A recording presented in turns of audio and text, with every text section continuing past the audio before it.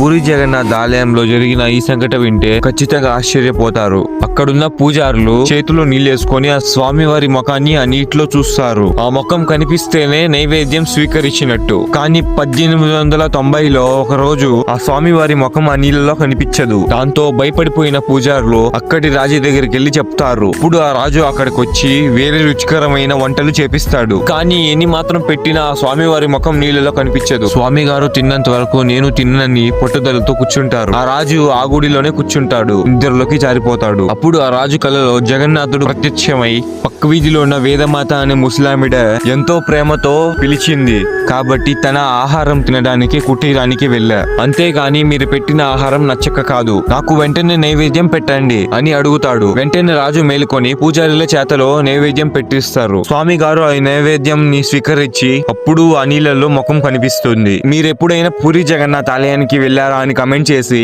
అందరూ చెప్పండి. జై పూరి జగన్నాథ.